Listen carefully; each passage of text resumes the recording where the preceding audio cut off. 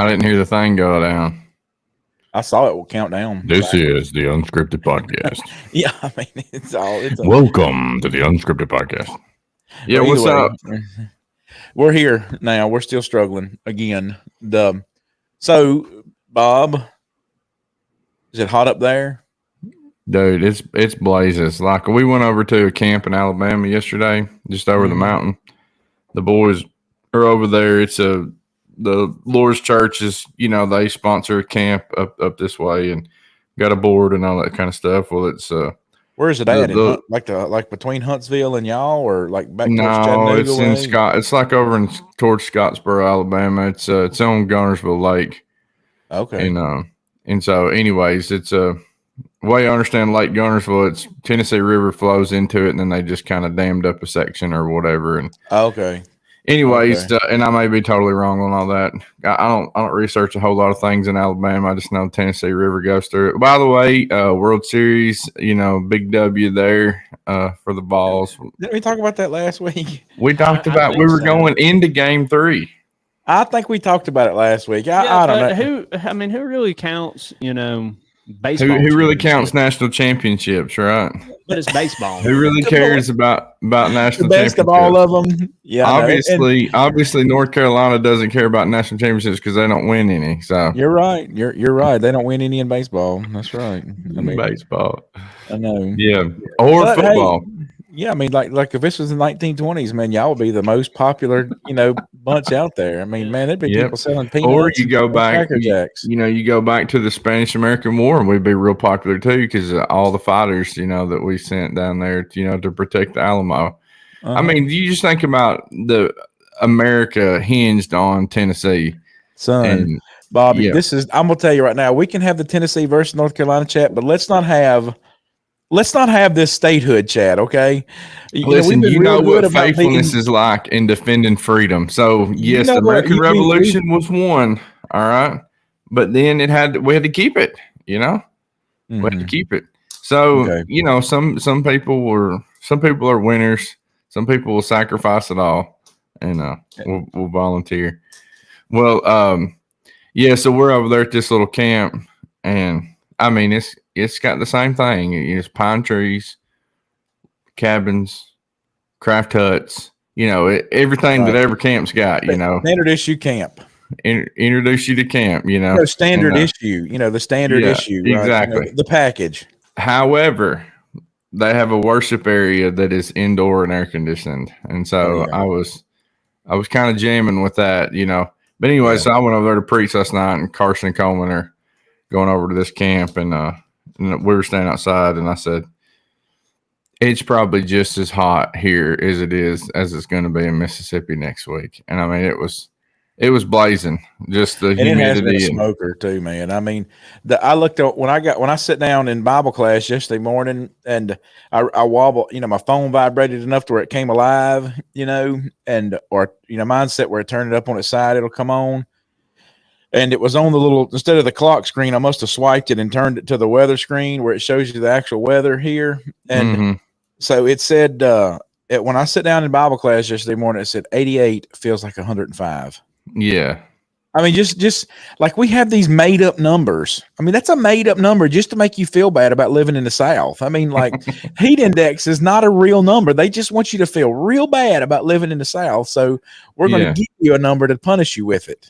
Two of my buddies that came down, they brought a gooseneck trailer to help, move us back to Tennessee or whatever. With just a bunch of the, homestead and farm stuff that, like how you get a bush hog moved. Well, you ain't gonna load that thing up in a U-Haul, So right. You either sell the bush hog or it's like, well, I got such a good deal on my bush hog, I'm gonna, it's worth it to move it. So anyways, you're moving your tractor and all that stuff and deer feeders and junk. And so anyways, Dusty and Steve came down to help move. And I was like, I'm just telling you boys, it's hot. And they're like, oh, we'll be fine. I was like, okay. But because they were going to get here early, get to Mississippi about noon. And I was like, I'm just telling you, we're going to be working out there for an hour, But anyways, they still talk about that day. They're like, that is the hottest hour we have ever spent anywhere in our lives. And I mean, these are farmers. Right. They're out in it, I don't know anybody that works harder than Dusty Matlock does. And, anyways, he works crazy long hours, but it was hot strapping that stuff down. So I'm just really kidding. I come into the church today. Did you see that guy working on his van?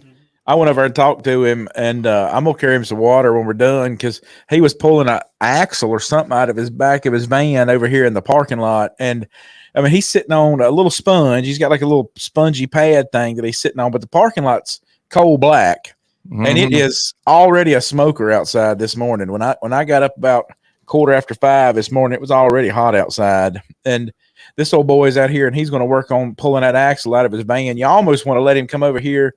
If I knew that it wouldn't turn into one of these like I'd just have told him to pull it over here and do it. You get him pull it over and it'll be over for 4 weeks. Yes, exactly. I'll have to bring the tractor. We're real sorry. We can't get this thing fixed. Exactly. I can see Tom right now. I'm so mad at Chris. I know it. And all the ladies, whenever the rain coming down, rain on them, and everybody wants somebody to blame. It'll be me. You got this 1994 band sitting over there. Exactly. Just because I want to teach this guy the gospel, y'all got to get out in the rain. And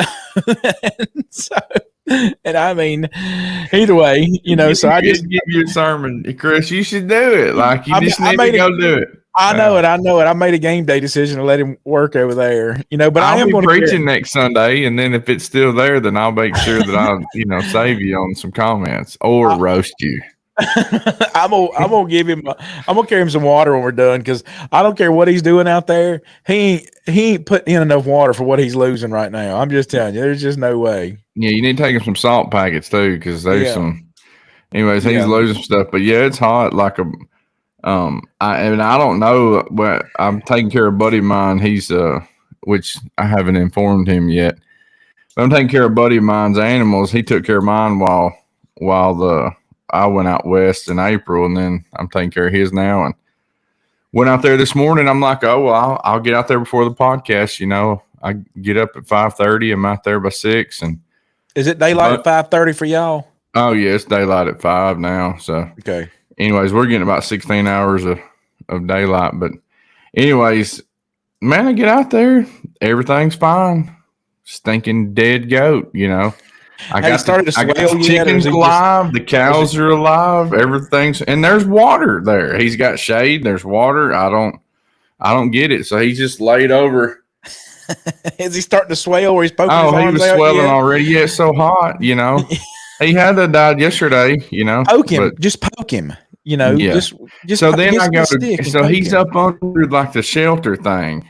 Like and lean-to on a barn or something? No, he's got Dallas had like 2 like little grain bin things, metal grain bins where you cut them in half and then you got 2 different shelters. Mm-hmm. He's up under this grain bin thing, and of course, unless it's 3 feet in there, you have to get on your knees. Right. And so, of course, I can smell the thing, as I'm walking up. Festering. And so it's like catch a breath and go under. So then I go under and I grab his horn, to drag him out of there. But thankfully, he was, head facing me. Right. I didn't have to turn him around, but he's all swelled up and looking at me all crazy. And I grab his horn to pull him in. You're looking at him crazy at this point. He's technically not looking at you anymore. So I grab a breath, go in, grab his horn, and I pull it, and his horn snaps in my hand. I was gonna wonder if it snapped off. I mean, I was so mad. It's like. So, anyways, I'm like, well, this is for Dallas. Dallas lost like 3 of my chickens while I was out west. So, 1 goat. Anyways. So did he lose them, or did you send him a message like, "Did any of my chickens doing okay?" And he's like eating the fried, like they're great, man, no problems. Great. I think you're down 3 though. Yeah, he fed 26 of my chickens and 6 of my rabbits, and I've got to feed 90 chickens in 1 pen, 6 chickens in another pen. His cows, and anyways, he was talking to me last week. And he's like, "You rethinking this whole trading up thing?" I was like, "No, it really ain't. No, it's really not any trouble." It's no really different to feed 25 than it is to feed 90 chickens. It's a joy because they're such good people. But so I catch another breath, and so his antler, I guess just the shell broke off of it. So there's still a raw antler that's there. That's still hanging on. The little spongy one. It's white, and it's like liquidy. And Yeah, anyway, it's nasty. It's a little spongy thing inside of it. It's like a anyways, cuticle or something. I don't know what it is. I don't know. So I reached in there, took another breath, grabbed it. That's like, man up, buddy. Grabbed that thing, drug it out, and, then drug it across the lot. Then there ain't no soap around. You're just washing your hand off with water, rubbing it on whatever tree bark, things of clover you can find, or whatever.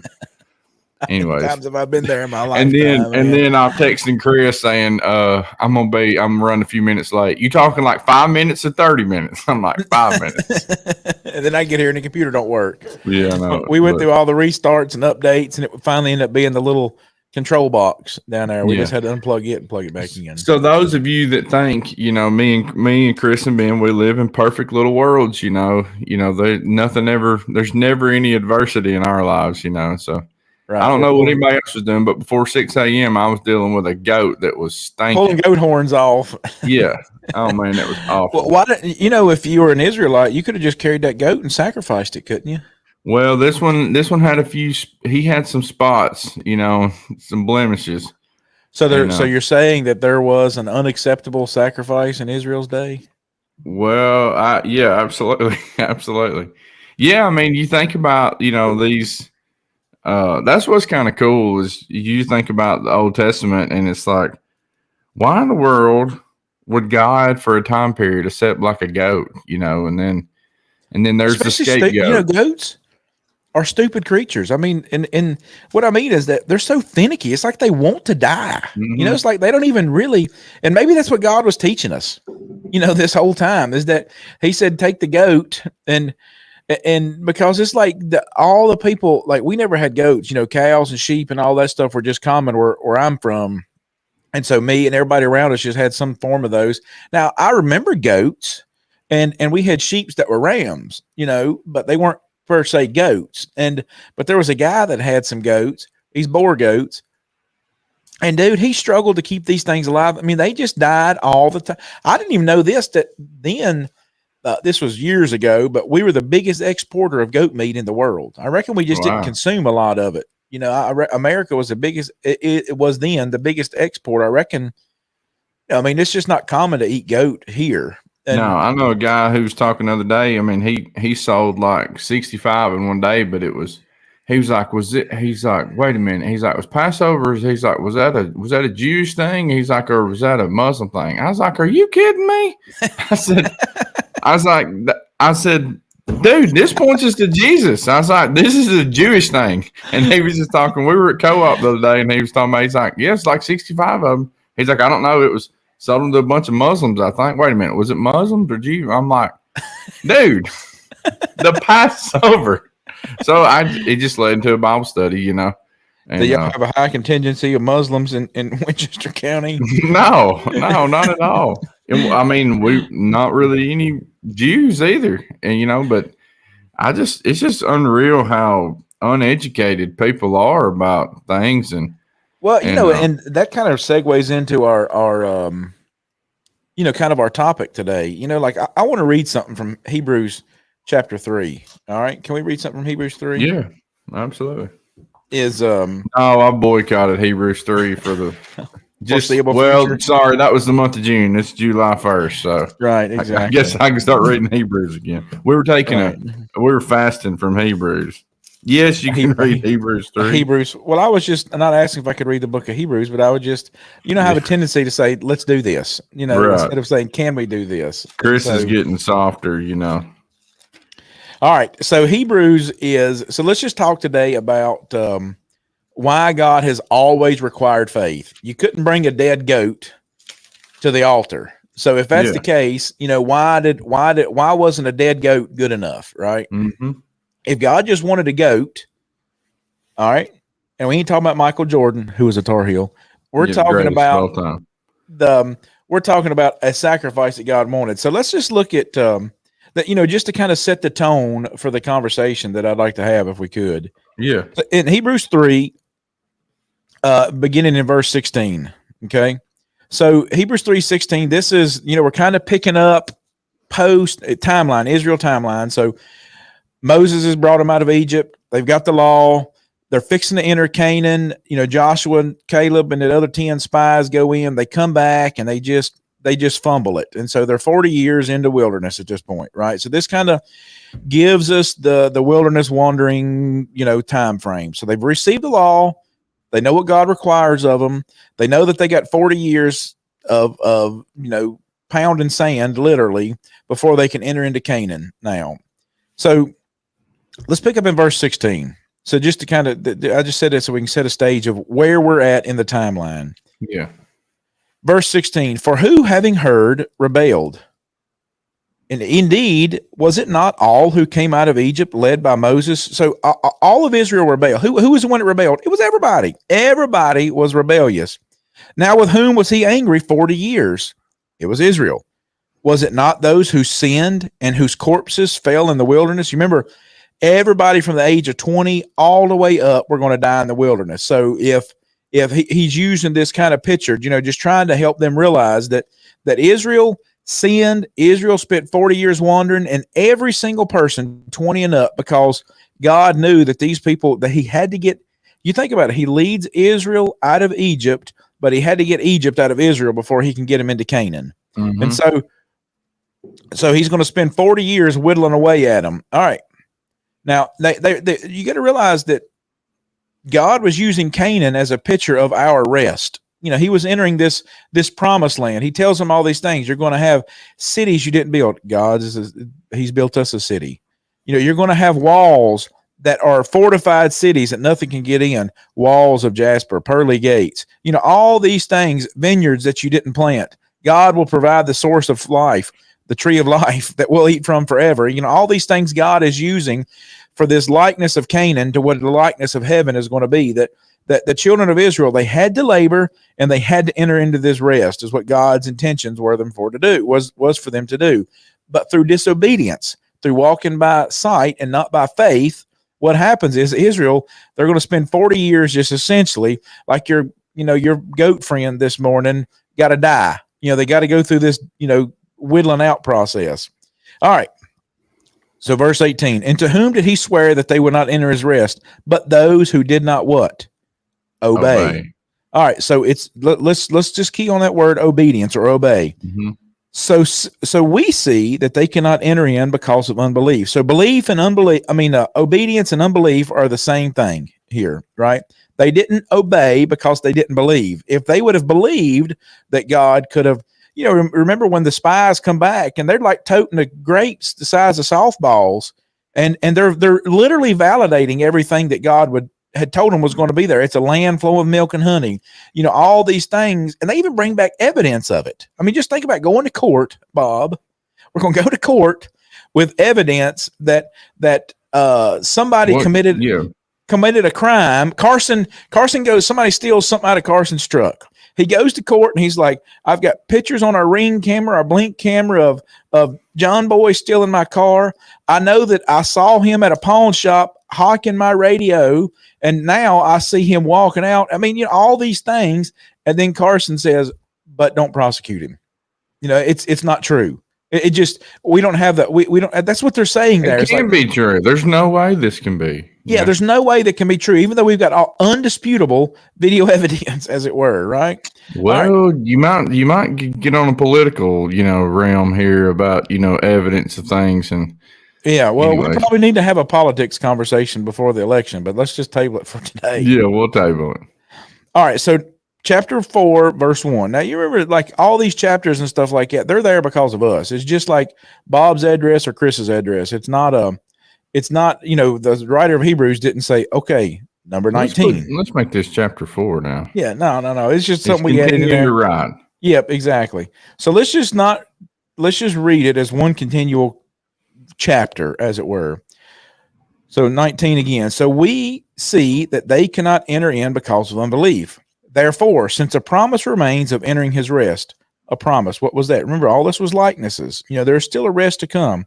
Let us fear any of you seem to have come short of it. He's talking to Christians now. There's still a rest that remained. There was a rest that remained. There was a rest for Israel, and there's a rest for us. Yeah, and I want to pause for just a second on that verse, because I've had some really deep studies with people who are just really twisted up in the scriptures, and they're saying that, hey, the Sabbath still remains today. And they're talking about how the Old Testament law is still in effect. And well, he's going to deal with all that. Absolutely, he's going to deal with all that. And the whole New Testament deals with much of that. That's right. And so, it was nailed to the cross. Well, anyways, so I just don't want any of our listeners to get twisted up that, hey, this promise that remains, this Sabbath, this rest is an eternal rest that God is offering for us, and not just a symbolic Sabbath that's today. Anyways, go ahead. Well, and what you're seeing, and that's a perfect, commentary with that, because, Hebrews 3:16 through 19, just think about what God is saying. 16 through 19, he was telling them, guys, I'm going to give you a place. You're going to go in. You're going to conquer this land. You're going to have this special place that you can go in, and I'm going to take care of everything. You just got to go in and take it. I mean, the bricks on the walls of Jericho were not there to keep Israel out. It was to make them see that they had to want it bad enough to go inside. And so when they get in Jericho, God is doing all these things. Well, so he's telling them this great news, right? I mean, if I'm a slave in Egypt, a brick making slave, and I'm marching out, I'm thinking, what in the world am I going to do? And he says, no. You're not captive anymore. The thing that kept you captive, like, I'm setting you free from all that stuff, and I'm going to give you a place that you can rest. Well, you're seeing this strong analogy that God is showing in what he's going to do with our Romans 6:17. But thanks be to God, though you were slaves to sin, you obeyed from the heart that form of doctrine to which you were delivered, and having been set free, verse. I mean, so now you're free from that. So God is showing that with Israel, he was using this literal chains of slavery that he would draw them away from and carry them into this place of rest. And he's analogizing to us here. He told them about this great blessing. He told them about this thing, this gospel. That's why he uses his word right here. Verse number 2, for indeed the gospel was preached to us as well to them. It's not the gospel, capital TH, capital G. The gospel is the one in 1 Corinthians 15, the death, burial, and the resurrection. Here it literally just means good news, because Jesus' resurrection wasn't preached to the Israelites. I mean, it was concealed to some degree. Yeah. Exactly. It was concealed to some degree. But ultimately, what the Hebrew writer is saying is like, hey, they had great news. They had a great blessing. They had all these things that they just had to go in and believe and understand that God could conquer these things through them, that God could do these things in their lives. For indeed the gospel was preached to them as well as, to us as well as to them. But the word which they heard did not profit them. Why, Bob? What's it say? Not being mixed with faith. Not being mixed with faith in those who heard it. Faith comes by hurting, right? And hurting by the word of God. Faith comes by hearing, right? And so you're seeing this. Now think about this. Think about this thing that he's showing here, Bob, is that Israel, they did not enter into the rest because they didn't keep the things that God told them to do by faith. So let's go back to our goat sacrifice here, right? Let's just take a step back, because, why was God using these pictures of the sacrifice? Like, we're talking about goats are just stupid. They just want to die, it seems like, and maybe. Yeah. I mean, the goat today, he had shade, he had water, he had shelter, he had food. Like, what do you want? I mean, there's protection around him, and it's just got the best goat life, I mean, he croaks, I don't know. I don't get it. So I want to read some verses if I can. I got about 6 verses here I want to read. Let's just say, let me just read 3 of them. All right. Now, all these are post Sinai, post law. These are from the prophets, major and minor prophets. Okay. And, as Israel's kind of winding down, as it were, if I can use that term, I don't know if that's a good way to say that. I mean, they're kind of at the end of their wick. God is going through this process of captivity, and he's kind of hitting the preheat button with a lot of this stuff, these marauding bands and Assyrians and all this stuff. He's just steadily shrinking Israel's territory. And so I just want to read some verses, here about why it's so important for us to understand that it's really just not obedience and it's really just not understanding. It's faith in and faith that, right? I have faith that God can do these things, and I have faith in God being able to do these things. So faith that God can says, okay, I realize what you can do.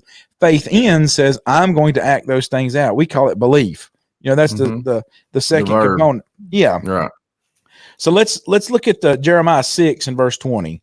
Now I'll just read these because I just got them written down here. All right. What used to me, and I'm reading the ESV version, is frankincense that come from Sheba, special little. Now God required these sweet smelling aromas, or sweet cane from a distant land. Your burnt offerings are not acceptable, nor your sacrifices pleasing to me. God would not accept their sacrifices. Why? What's the reason? Isaiah chapter 1, verse 11 through 15. What to me, God speaking, what to me is the multitude of your sacrifices? It don't matter to me how many you pile up. I mean, you think about it, every sin that somebody committed, they were supposed to offer a sacrifice for. So what good is your multitude of sacrifices? I have had enough of burnt offerings and rams and the fat of well-fed beasts. I do not delight in the blood of bulls or of lambs or of stupid goats. I added the stupid. God didn't say that. When you come to appear before me, who has required of you this trampling of my courts? You just kind of, almost approach it like, I'm going to march up in here and do this thing. Like you just going up to the judge and demanding a presence with him. Who's required of you the trampling of my courts? Bring no more vain offerings. I mean, if it was just, now let's just think about something. All right. If it was just this idea that I have to offer by faith, offer by compulsion. In other words, like when you tell, I don't know, whoever's turn it is to feed the chickens or whatever, like I tell the boys, like, okay, we're going to do this. We're going to cut grass. We're going to, whatever, I got to dig a ditch. I got to go get, the kids aren't happy about it. They just go do it. Yeah, exactly. Especially when it's 110 degrees outside. But, so he says, bring no more vain offerings. So he's still requiring their offerings, but what he requires in them is not what? Is them not to be vain offerings, empty. That means of no substance. Vanity is just empty. Like when it says don't take God's name in vain, it just means don't use it in some empty way that has no value or substance to it. Incense is an abomination to me. New moons and Sabbaths, calling of convocations. I can't endure iniquity and solemn assembly. Your new moons, your appointed feast, my soul hates. These are all things that God appointed to them to do. These things that he told them to do. These things you guys are doing, my soul hates. They've become a burden to me, and I'm weary of bearing them. When you spread out your hand, I'll hide my eyes from you. Even though you make many prayers, I will not listen. Your hands, they're full of blood. And then the last section I want to read is Amos 5, 21 through 23. God speaking here again. I despise your feast, and I take no delight in your solemn assemblies. I hate your feast. I hate when y'all get together. Verse 22, even though you offer me your burnt offerings and grain offerings. Those are the things that God required. They're still offering burnt offerings. They're still offering grain offerings. I will not accept them. The peace offering of your fatted animals. We're not even talking about limp. We're not talking about the dead goat with the spongy horn left, right? That's not what we're talking about. They're talking about the peace offering of your good stuff now.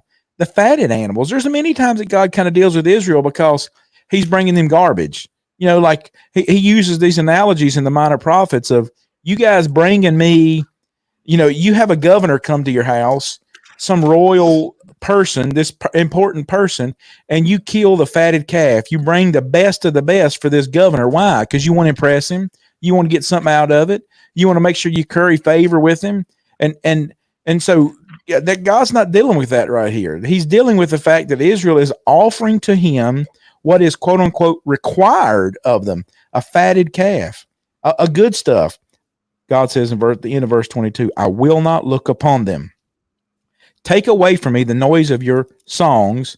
To the melody of your harps, I will not listen. Did God require all these things, Bob?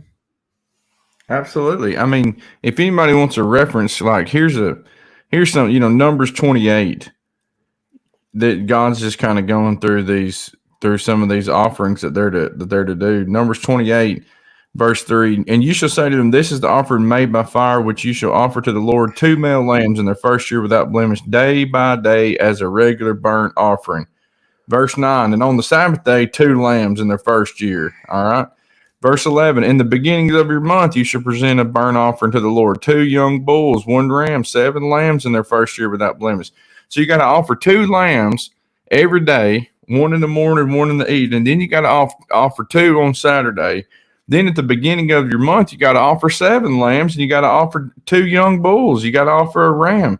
And then, then when the Passover comes, when the Feast of Unleavened Bread comes, there's the Day of Atonement. There's all these times, the Feast of Tabernacles. When your kids are born, when you sin, it's just constant. If you just want to count up the lambs alone, just start in Numbers 28 and just read 28 and 29. I'm telling you, I heard Dan Winkler say one time, if you were to read the Old Testament, the Amazon River would flow out of it in blood just from so many sacrifices.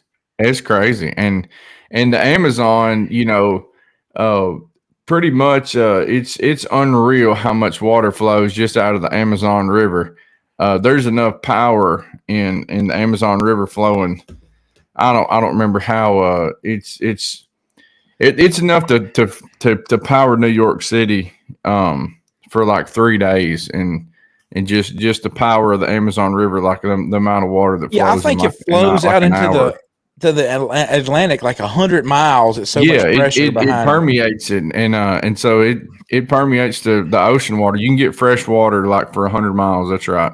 And so it's crazy, but so God offered these. He wanted these animals. He says, "Hey, give me these things." And then, so why would he come back and say, "I don't delight in these things"? It's because of Hebrews 3 and 4. I mean, it's not. Your answer is Hebrews 3 and 4. I mean, the problem was not with obedience in the sense of them doing what God said. Let's go get another lamb. Let's go do this. Yeah, I mean, like you remember in 2 Samuel. Let's look at this verse right here, where in 1 Samuel, where Saul and he didn't utterly destroy him. He was supposed to utterly destroy Agag, and he's like, hey, he's like, hey, I've done this, and Samuel's like, what's this bleating of sheep I hear in my ears? I mean, that's one of that should be on a movie line. They need to get like Val Kemp, who was the guy off of Tombstone, Val Kilmer. I'll be a Huckleberry. Yeah, Bob, he died. Oh yeah, that's right. He died. Anyways, so they're gonna have to get somebody else. They can just get like I could see what's the Aquaman? Yeah, big old Aquaman. No, I'm thinking more like a cowboy, like well, I was thinking Aquaman because Samuel says it. Samuel was a Nazarite. I'm thinking like Sam Elliott going, what's this bleeding the sheep I hear in my ears? And Saul's like, I've done it, cute looking, beautiful Saul, taller than everybody. That guy's alive. Yeah, and he's like, Tom Cruise 22 says it, right? Let's just read it. Which one? Yeah, 1 Samuel 15:22. Yeah, go ahead. It reads it, and it shows this idea that, afterwards, because, Saul tries to make this excuse, like, well, I'm going to, I didn't obey the Lord. I understand. And then, well, it was actually the people that didn't obey the Lord. And I couldn't beat the briars back. They're the ones that did it. But what we're going to do is we're going to take all the best stuff that we stole from King Agag. And what we'll do is we'll offer it to the Lord. Isn't that what he wants? Doesn't he require by faith? I mean, by him to do these things. And so 1 Samuel 15:22, it says, has the Lord as great delight in burnt offerings and sacrifice as in just obeying the voice of the Lord? Behold, to obey is better than sacrifice, and to heed than the fat of the rams. God allowed the sacrifice as a way to make atonement for what they did wrong. God did not allow the sacrifice as a way that they could do wrong and then make atonement. Samuel says, Saul, the sacrifice was never so you could do wrong. It was because you have, not so that you could. And so what happens is Israel, they're not walking by faith. They're walking by obedience. They're walking by sight. I'm literally taking this goat, this fatted goat. I'm putting it on the altar. I'm doing all the sprinkling the blood on the north side. I mean, all the little nuances that they would have to do. And God says, this thing stinks. It stinks not because you nicked his insides. It doesn't stink because of blood in the hot weather just stinks. That's not why. It stinks because you have offered it with the wrong kind of attitude. You didn't offer it by faith. You offered it out of reaction to what you think is the right thing to do when it was not. It was the wrong thing to do to get you to the point that you had to offer this stupid little goat. That's what you needed to realize, is that the goat was because of your rebellion. When you realize that, it should pull you away from the rebellion. That goat that you offered, now there was a whole lot of things that were wrapped up in that. I mean, you think about how many goats has that guy got over there? Oh, he just got a handful. There's probably like 10 or so. All right, let's just say that he's got 10. All right. And let's just say he's got 10 goats. Now, if you had to offer that goat as a sacrifice in order to be absolved of your sins, and he's got 3 kids, right? He's got 3 boys. And let's just say he's like me. Now, my boys are at the point, I mean, Aiden's 16, Liam's 14, and Bo's 10. And they are just about to eat me out of house and home. I mean, they're just eating all the time. And so you think about what that goat would represent to your family. I mean, it's going to represent livelihood. It's going to represent wealth to some degree. You know, you didn't have coin money. You know, you swapped in goats, right? Yeah. Abraham is me and Ben know that. You know, what is it you'd ask Kasupa, Ben? You know, what kind of woman is that? You know, when he was on the boat. No. You know, a woman they would. At the pizza for a bride. Joint? Oh, for the dowry. Yeah, for the dowry. Yeah, there's so many moments with Kasupa, you know. I know that's a 5 cow woman. You know, she's worth 5 cows and 10 goats. She's worth 5 cows. That woman right there, only 5 chickens. She is very beautiful. You know, this woman only worth 5 chickens. Well, so let's just think about that, right? So if you want to get married, right? I mean, and you got 10 goats, and you got Carson, Case, and Coleman that you got to marry off. You better start breeding them goats real quick. Unless you get a 1-goat girl, you know, do you want them to marry a 1-goat girl? You know, I mean, a cross-eyed chick with no teeth, you know, and got a hook hand, you know what I mean? I can cook with my left hand, even though I'm right-handed, you know. Man, Chris is going straight to hell, you know, with his comments about these poor people that are hey, you can get a dead guy to be the voice of the prophet Samuel. Anyways, yeah. So, hey, for there to be a 50 goat girl, there has to be a 1-goat girl. There has to also be a 1-goat girl. That's right. That's right. Somebody's gonna have a standard. And you know, you go back to Exodus 13. Right after he pulls them out of Egypt, he just says, "Hey, if you're going to, is your mic still on? Or are you having trouble?" I was just telling Ben to check the volume. He just won't listen. Oh yeah. So this the volumes were a little bit unequal. So you know, you get over to Exodus 13 right after Exodus 12 is the Passover. Right. So they're pulling them out, and he just says, "Hey, everything that opens the womb belongs to me." And this is the only verse that I have, you know, underlined in Exodus 13. He says in verse 13, I just got the word redeem underlined just to remind me. But he says Exodus in verse 11, Exodus 13, 11 through 13, he says, and it shall be when the Lord brings you into the land of the Canaanites, as he swore to you and your fathers, and gives it to you, that you shall set apart to the Lord all that open the womb, that is, every firstborn that comes from an animal which you have, the males shall be the Lord's. But every firstborn of a donkey you shall redeem with a lamb, and if you will not redeem it, then you shall break its neck. And all the firstborn of man among your sons you shall redeem. And so they had to kill a lamb for their boys, but also, if the only animal that God would not allow to be sacrificed to him was a donkey. And he says, if you want to keep your donkey, you got to kill a lamb. And you just think about that, like that's why some people, it's the most humble animal, because God wouldn't accept it. He wouldn't allow it to be sacrificed to him. And you got to break its neck unless you're going to kill a lamb. Well, then think about us and our, that's the animal that Jesus rode into Jerusalem on whenever the Lamb of God redeemed our donkey moments. He redeemed that donkey when he rode into Jerusalem on, and then you got the cross on the back of every donkey. Yeah. And so you look at that snapshot then, right? You see this snapshot that you see that Israel had to, by faith, offer these sacrifices, right? They had to understand. So number one, they had to heard, right? They had to hear, right? They had to hear what God wanted them to do.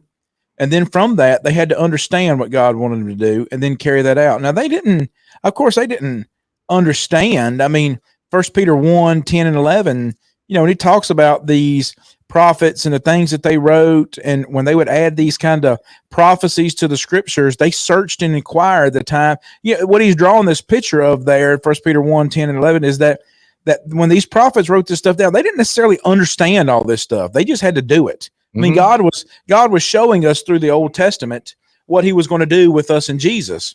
And so if it was not required under the Old Testament to have faith, then it's not going to be required under the New Testament to have faith.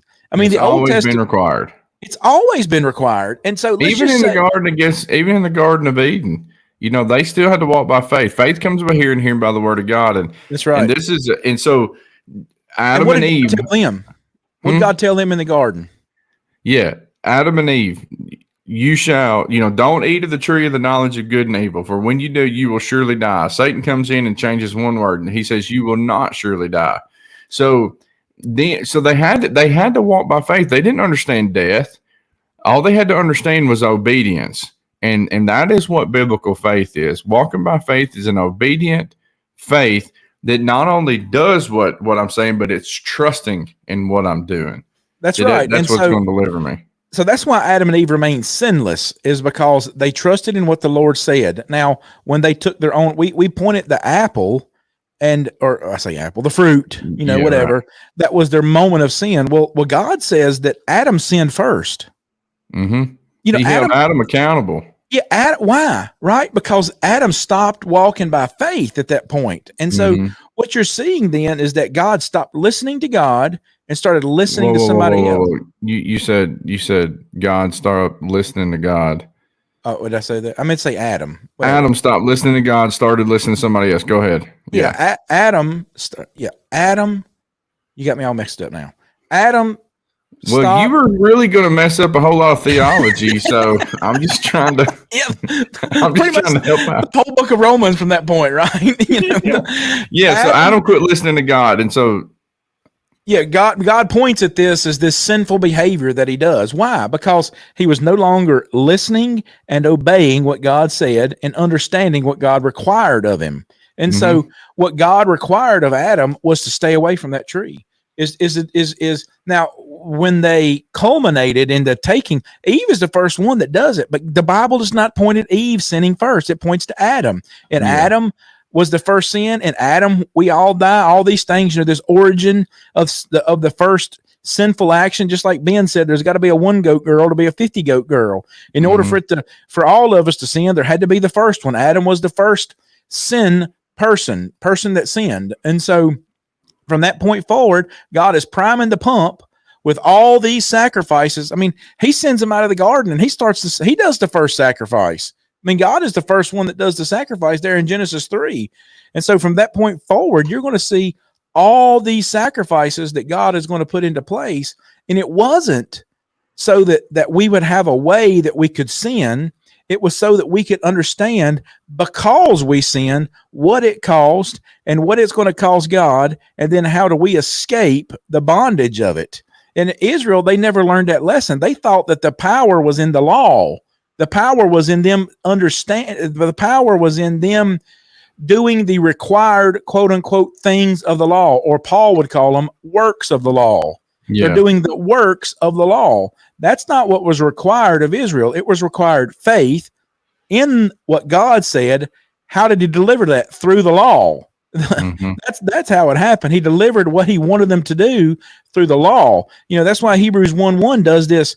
In times past, God spoke to, divers manners, many ways, spoke to our fathers through the prophets. But in these last days, he's spoken, God uses this analogy that he told Israel what he wanted them to do, how he wanted them to live. The whole book of Hebrews is going to be built on this principle that he starts in Hebrews 1:1, that God had a way that he talked to people, had a way he wanted them to understand what he wanted them to do. Now today, he culminates it just kind of us by his son. Yeah, and he uses that theme for the rest of the book of Hebrews, but it's supported by this undergirding that God had this way that he told people he wanted them to live and act and obey and love and 50 other things that he's going to talk about in there. And so God didn't have to, part of the law, two things here I'm thinking about. Part of the law is like, okay, when you touch a dead body on the battlefield, you're unclean, is what he said. And so therefore there's a quarantine process. God was the first one to issue quarantine. He said, okay, well, first he kicked Adam and Eve out of the garden, right?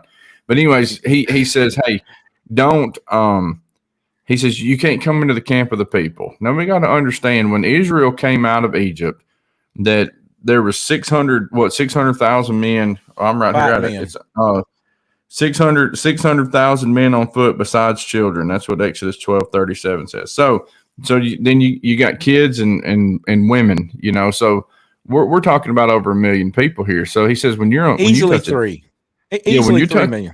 When you're touching a dead body on the battlefield, he says you're unclean. You can't come into the camp for 7 days. He says, here's what you do: you take the ashes of a heifer and some hyssop, and you mix it with water, and you sprinkle your tent, you sprinkle your body, and you're like, oh, this is some holy ritual, God's going to do these things. Well, when you take the ashes of a heifer and hyssop and water mixed together, what you get is lye soap. Right.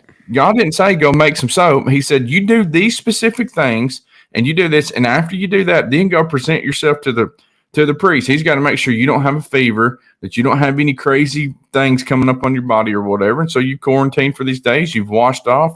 You stayed away from everybody for 7 days, and now you can come into the camp.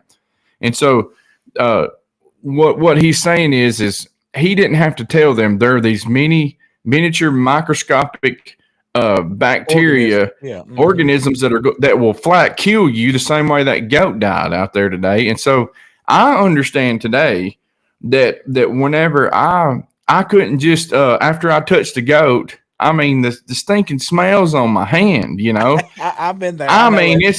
It's like, get it off either. You can't get it off. Mexican restaurant, and you think like, well, my clothes ain't dirty, but then you take them off, and like, they stink like a darn Mexican restaurant. Smell like they smell like fried chips, Yeah, Anyways, so wash them. So I'll go and wash my hand. I understood I have to, and so like I rinse my hand with water. I'm wiping it on Clover. I have no soap. I realized I need to get a hold of some ashes of a heifer and some hyssop and some water. I need some soap to wash off this junk off my hand. Fat. Yeah. And so then the other thing is this: we today in the church have to be very careful. We can make the Lord's Supper become a ritual that I think if I partake of bread and juice, that somehow is going to make me holy, righteous, and blameless before God. When in reality is because God made me holy, righteous, and blameless before him and above reproach, Colossians 1. That's the reason why I need to examine myself and then let him eat of the bread and let him drink of the cup, because he who eats and drinks in an unworthy manner eats and drinks judgmental. He's eating and drinking damnation to his soul. So if I can get so caught up with going, I have to do these things that I'll travel 40 miles out of my way on a Sunday night when I'm on vacation just to make sure I can take some bread and juice. Is that really what it's about? Right. We got to protect the Lord's Supper.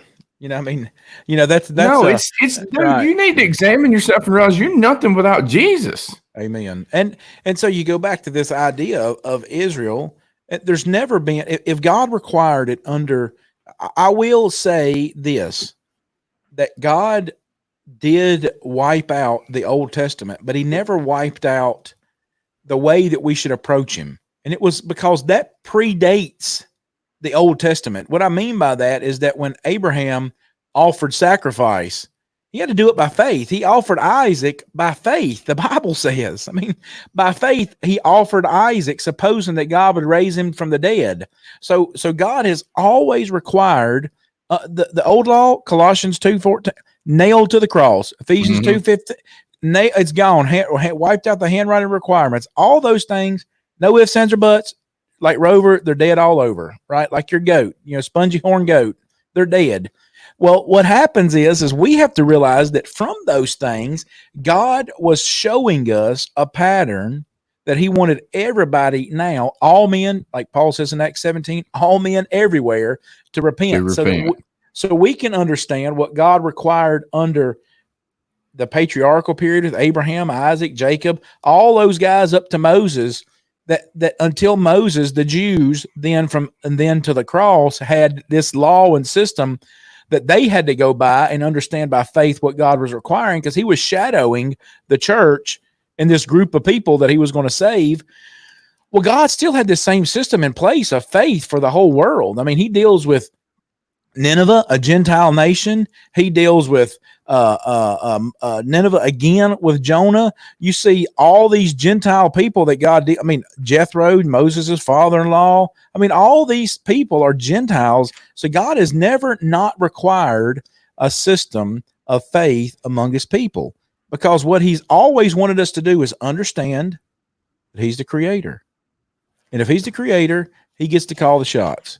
If I make something for somebody, like we're working on a fixture right now for Kohler Industries, the Next Tech kids are building a fixture that will press on. I mean, they wanted to keep going all summer long. And so, a bunch of them come over Saturday, and they worked on this fixture. So they're building a fixture that Kohler is going to use to press on their bearings and drive pulleys on their crankshafts. It'll set in a machine, and this little machine that they're building will hold it and articulate it in a certain way so that they can press on the bearings in this machine. Well, they're the designer of this. They're the ones that created it. Well, now we learned that we have two parts that are a little bit short. So I'm going to call the engineer and ask him, can we modify the part that attaches to it and make it? Now, they're only like 15 thousandths, which is very minimal. But these parts, I want to know if I can modify the part that attaches to it. I'll update the drawing for you. And can we modify these parts to make them where this piece will still fit? Or do we need to throw these two parts away and start over? Either one is fine, but we just need to know what you want us to do, right? Because why? Yeah. You're the designer. You're the creator of this. We are just the ones that are carrying out your will. Now we have to know what to do because we've done something wrong, because something didn't go the right way. Yeah. And we want it to work the way that you want it to work. Not if we had our way about it, I'd hand it to them now in raw stock and be like, there you go. You're done.